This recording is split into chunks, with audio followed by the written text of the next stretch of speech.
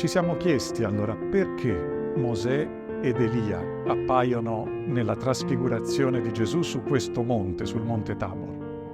La risposta, anche se... Por que Moisés e Elias aparecem na transfiguração de Jesus neste monte Tabor? Mesmo que a liturgia pareça estar direcionada a dizer que Moisés representa a lei, Elias representa a profecia, queremos compreender melhor por que Moisés e Elias testemunham aqui, como fez a voz do Pai, que Jesus é o Filho de Deus, que Jesus é verdadeiramente Deus? Figlio di Dio, che Gesù è veramente Dio.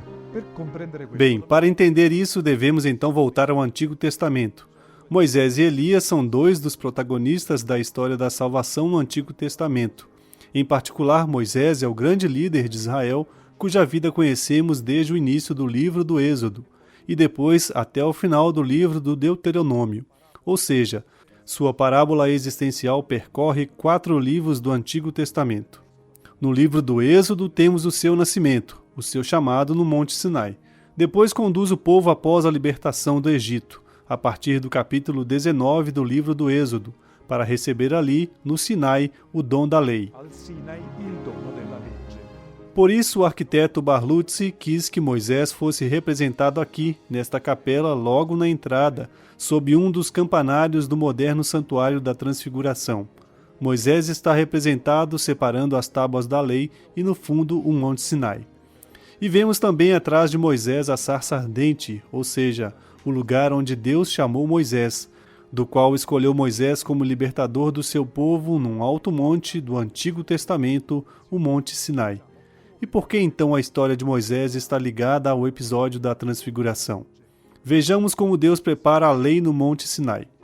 No capítulo 19 de Êxodo, no versículo 9, diz o seguinte: o Senhor Deus disse a Moisés: Eis que venho a ti numa espessa nuvem, para que o povo ouça quando eu falar contigo e para que creiam em ti para sempre. Então o Senhor lhe disse: Eis que me vou aproximar de ti na obscuridade de uma nuvem, a fim de que o povo ouça quando eu te falar e para que também confie em ti para sempre. E logo após um intervalo de tempo. No versículo 16 seguintes, por exemplo, diz: Na manhã do 3º dia houve um estrondo de trovões e de relâmpagos.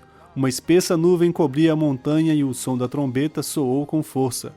Toda a multidão que estava no acampamento tremia. Moisés levou o povo para fora do acampamento ao encontro de Deus e pararam ao pé do monte. Todo o monte Sinai fumegava, porque o Senhor tinha descido sobre ele no meio de chamas. O fumo que subia do monte era como a fumaça de uma fornalha, e toda a montanha tremia com violência. O som da trombeta soava ainda mais forte.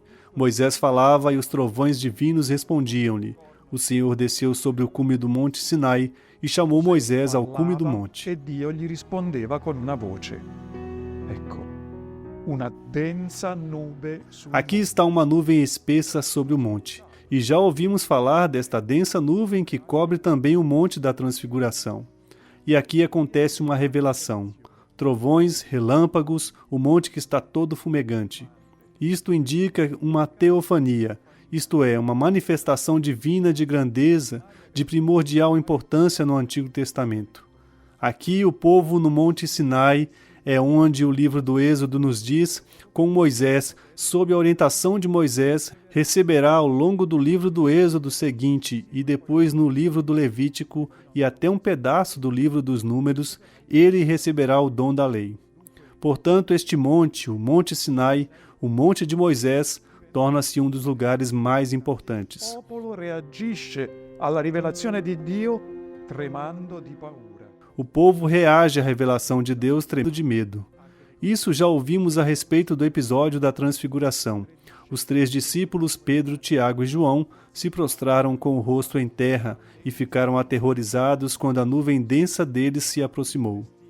Então aqui está o monte onde Moisés teve uma experiência especial de Deus. E qual a qualidade desta experiência? Mosè ha avuto un'esperienza speciale di Dio. E come è qualificata questa esperienza? Podemos ver nos capítulos 33 e 34 do livro do Êxodo. Moisés, depois de receber o dom da lei, os 10 mandamentos, como se vê na imagem atrás de mim, gravada pelo dedo de Deus nas tábuas de pedra, E dopo che Mosè ha ascoltato dal capitolo 25 fino al capitolo 30. E depois que Moisés ouviu, do capítulo 25 ao capítulo 31, as indicações de Deus no livro do Êxodo sobre como será construído o santuário móvel, ou seja, a tenda do encontro, o local que acompanhará a presença de Deus ao interior das pessoas e em suas andanças pelo deserto. Aqui no capítulo 32, enquanto Moisés ainda está no monte conversando com Deus, recebendo essas indicações de como deve ser construído o santuário e as diversas indicações sobre a lei, aqui, naquele momento, o povo que estava embaixo, nas encostas do monte, estavam construindo um bezerro de ouro, ou seja, cometendo um pecado de idolatria. Como Moisés demorou a descer do monte, o povo pecou ao construir um bezerro de ouro e adorar esse bezerro, como se fosse provavelmente uma representação do Deus de Israel ou o pedestal sobre o qual o Deus de Israel colocaria os pés. Su cui il Dio di Israele avrebbe tenuto i suoi piedi. Ma quando Mosè scende dal monte e chiede al popolo di poter Mas quando Moisés intervenire desce in do suo monte e favore, vê o povo que se perverteu, quebra as tábuas da aliança, as tábuas da lei e pede ao povo que possa intervir em seu favor, intercedendo por ele. Depois Moisés sobe novamente ao monte e procura, através de uma conversa com Deus, obter o perdão de Deus para o povo. E o que Moisés faz? Como Moisés ora ao Senhor?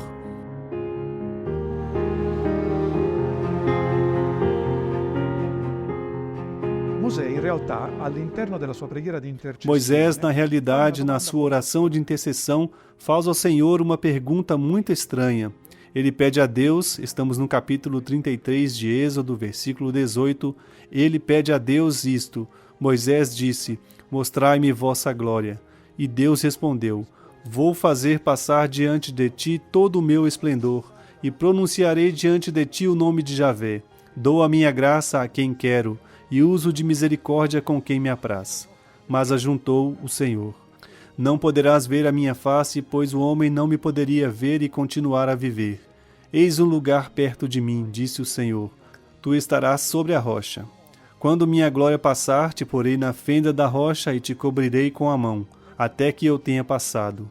Retirarei depois a mão e me verás por detrás. Quanto à minha face, ela não poderá ser vista. Dunque, Mosè chiede a Dio, durante la preghiera di intercessione, che Dio riveli la sua glória. Portanto, Moisés pede a Deus, durante a oração de intercessão, que Deus revele a sua glória, o seu rosto diante de Moisés. E é algo muito semelhante ao que aconteceu neste monte, no Monte Tabor, quando os 3 discípulos veem a glória de Deus no rosto de Jesus. Aliás, na pessoa inteira, podemos dizer de Jesus. Possiamo dire di Gesù. Dunque, então, é como se aquela visão da glória de Deus, que na realidade foi de alguma forma negada a Moisés, como ouvimos, nenhum homem pode me ver e permanecer vivo, aqui está aquela visão da glória negada a Moisés, sendo revelada em Jesus de Nazaré. Jesus é a revelação perfeita da glória de Deus, da face gloriosa do Pai. Jesus é a revelação perfeita desta bondade que é a glória, a forma de manifestar a glória de Deus, a bondade, a misericórdia que Deus exercerá para com o seu povo. É assim que a glória de Deus será manifestada, mas não totalmente a Moisés, que deverá ficar escondido dentro de uma cavidade no Monte Sinai. Mas também será revelada a Moisés quando ele, neste monte com Elias, testemunha a transfiguração de Jesus. Em Jesus, ele verá a glória do Pai que lhe foi negada em Êxodo 33. questo monte con Elia assisterà alla trasfigurazione di Gesù. In Gesù vedrà la gloria del Padre che gli era stata negata in Esodo 33. E infatti poi come inizia Esodo 34? No capítulo 34 do Êxodo, lemos que Moisés, com efeito, recorta 2 tábuas para receber de Deus o dom da lei renovada. E no versículo 5 diz: então o Senhor desceu na nuvem. Você vê novamente a nuvem que envolve o monte, como se fosse em Êxodo 19 e como no episódio da Transfiguração. Então o Senhor desceu na nuvem e ficou ali perto dele e proclamou o nome do Senhor. Isto é, o Senhor proclama o seu próprio nome diante de Moisés. Proclamò il nome del Signore, cioè il Signore proclama il suo proprio nome davanti a Mosè. O Senhor passou diante dele, exclamando: Senhor, Senhor, Deus compassivo e misericordioso, lento para a cólera, rico em bondade e em fidelidade, que conserva sua graça até 1000 gerações, que perdoa a iniquidade, a rebeldia e o pecado, mas não tem por inocente o culpado, porque castiga o pecado dos pais nos filhos e nos filhos de seus filhos, até a 3ª e 4ª geração. Moisés inclinou-se incontinente até a terra e prostrou-se, dizendo: Se tem o vosso favor, Senhor, dignai-vos marchar no meio de nós. Somos um povo de cabeça dura, mas perdoai nossas iniquidades e nossos pecados, e aceitai-nos como propriedade vossa.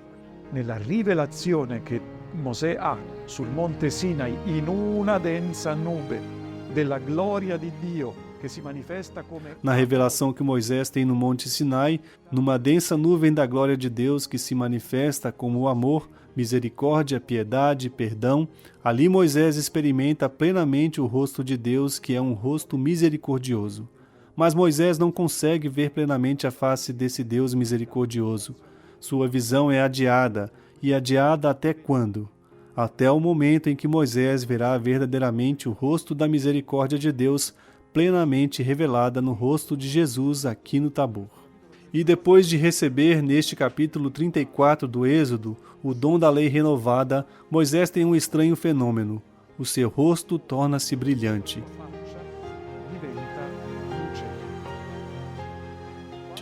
Quando Moisés desceu do monte Sinai, diz Êxodo 34 do versículo 29. Moisés desceu do monte Sinai tendo nas mãos as 2 tábuas da lei. Descendo do monte, Moisés não sabia que a pele de seu rosto se tornara brilhante durante a sua conversa com o Senhor.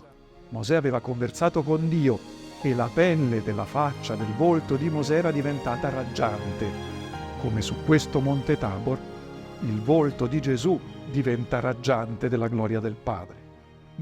E tendo-o visto a Arão e todos os israelitas, notaram que a pele de seu rosto se tornara brilhante e não ousaram aproximar-se dele. Mas ele os chamou. E a Arão com todos os chefes da assembleia voltaram para junto dele, e ele se entreteve com eles. Aproximaram-se em seguida todos os israelitas, a quem ele transmitiu as ordens que tinha recebido do Senhor no monte Sinai. Tendo Moisés acabado de falar, pôs um véu no seu rosto. Ou seja, Moisés cobre o próprio rosto, que irradia a glória do Pai. Quando ele entrou diante do Senhor para falar com ele, Moisés tirou o véu até sair. Assim que saiu, ele contou aos israelitas o que lhe havia ordenado que fizesse. Então Moisés, com seu rosto radiante, ainda visível aos israelitas, deu-lhes, entregou-lhes as palavras que Deus lhe havia entregue no monte. Os israelitas, olhando para o rosto de Moisés, viram que a pele do seu rosto estava radiante. Depois recolocou o véu sobre o rosto até entrar novamente para falar com o Senhor. Anche San Paolo, nella seconda lettera ai Corinzi, al capitolo 3, dal versetto 7 fino al capitolo 4. Até mesmo São Paulo, na segunda carta aos Coríntios, no capítulo 3, do versículo 7 até o capítulo 4, versículo 6, reinterpreta esse episódio e diz que esse véu ainda está presente no rosto dos israelitas, que não aderiram à nova aliança trazida por Jesus. Jesus é, então, a nova e definitiva aliança que Deus vem estabelecer com o seu povo. Ele é a voz do Pai, não mais Moisés, o mediador cujo rosto brilhou. Ele é o rosto de Jesus que agora brilha plenamente neste monte. Porque em Jesus, aquela palavra que o Pai dirigiu a Moisés, lembrem-se, lemos anteriormente no capítulo 19 que Moisés falou a Deus e Deus lhe respondeu com uma voz. Aqui está aquela voz com a qual Deus falou a Moisés e que agora fala conosco através de seu Filho. Quella voce con la quale Dio parlava a Mosè, ora parla a noi attraverso.